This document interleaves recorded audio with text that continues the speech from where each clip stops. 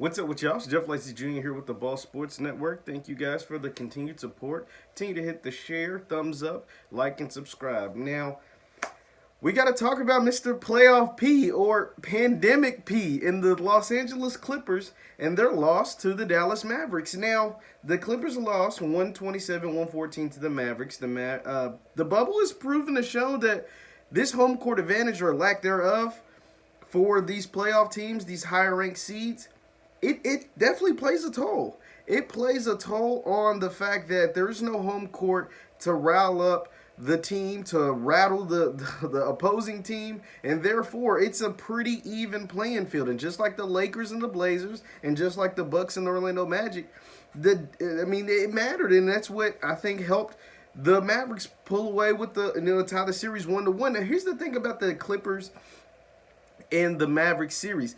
It to me is closer than any other series where with the higher ranked seed. I think the Mavericks could literally knock off the Clippers. Everybody is focusing their energy on the Lakers and Blazers because the Lakers can't play good perimeter defense. The Lakers seem to can't make shots.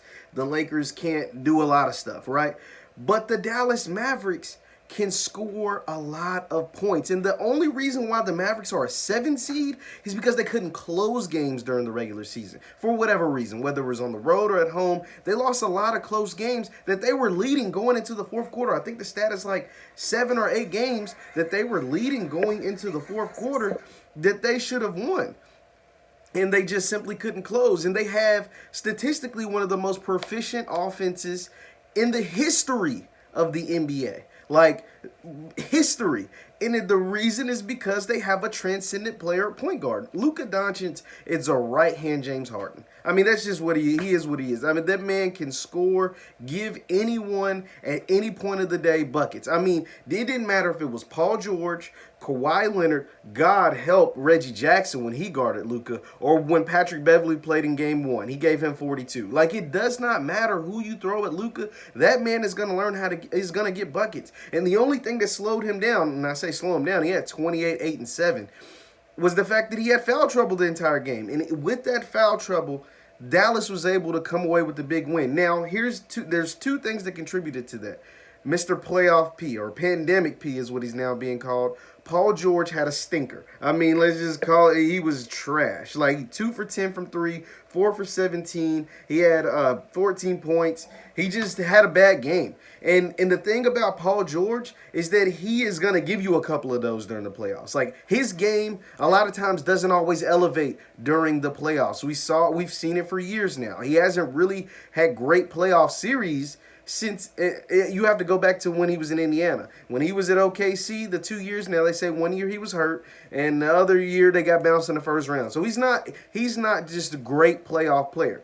Mr. Kawhi Leonard is. He had another 35 and 10 last night. He's going to give you what you need. But if Paul George stinks up the joint, the Clippers can't overcome that, right? Now, Dallas isn't going to get 16 points from Trey Burke every night. Like, that's just not going to happen. He played out of his mind. But what can happen is Luka can give you buckets, and there's no answer for Porzingis. The Clippers have no answer for Porzingis. They're Ivan Zubac. He's getting buckets put in him.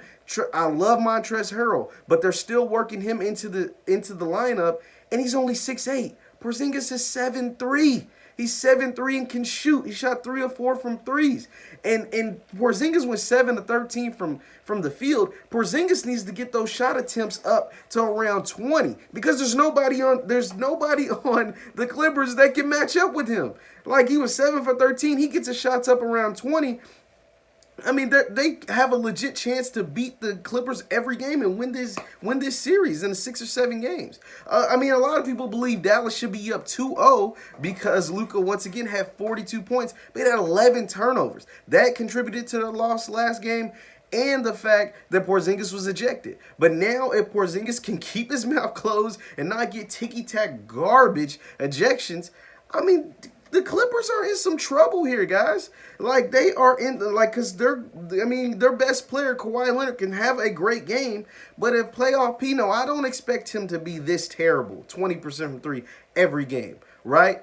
But he has yet to show me He has yet to show me, I don't know about you, but he's yet to show me that he is a clutch playoff performer. Everybody's putting their chips in on the Clippers because of Paul George and Kawhi Leonard. That's why they think they're going to win the championship. But if Paul George isn't the guy that a lot of people think he is, which he hasn't proven to be, like he has done nothing to prove that he is that guy. Like this guy that, on the status of a Kawhi Leonard or a LeBron James. Anthony Davis hasn't done it for the Lakers neither, so don't think I'm like putting it all on him neither. But Paul George is yet to prove to be that guy. And he has to show in this series. Because if he doesn't, they will be going home from the bubble a lot earlier than a lot of people expect. It's just that simple. Because Mr. Doncic is that guy. Luka is that guy. And Porzingis seems to finally got his rhythm after coming off an injury last season. He finally seems to be back in basketball shape. He's finally it seems like he's etched out his role with Dallas. I just need him to get a shot attempts up. I think with the way he plays and his shooting ability, he needs to shoot some more shots. And that's going to put a whole lot of pressure on guys like Montrezl Harrell to step up and have better games. Lou Williams, who had a pretty good game last night, he's going to have to do even more. I think what did Lou finish with? Lou finished with, he went 8 for 13. He had an awesome game, actually. 8 for 13 total points. It's not showing me the man's points. I don't know why. But Lou Williams had a great game. He had 23 points off the bench. Trez ended up with 10 points, but it's the simple fact that they're not playing him a whole bunch of minutes. He's going to have to play more. He's going to have to bring even more intensity, more energy, because they have their hands full with the Dallas Mavericks. I would not be surprised if the Mavericks come away with the win. Everybody's got their eyes on LeBron and the Lakers. More concern needs to be put on the Clippers because Dallas is a real team, and Mr. Doncic, he's going to be wrecking this league for the next 15 years because this man is a baller. Once again, my name is Jeff Lightsey Jr. with the Ball Sports Network. Thank you guys for the continued support. Hit the thumbs up button, like, share, subscribe, and we'll see you next time.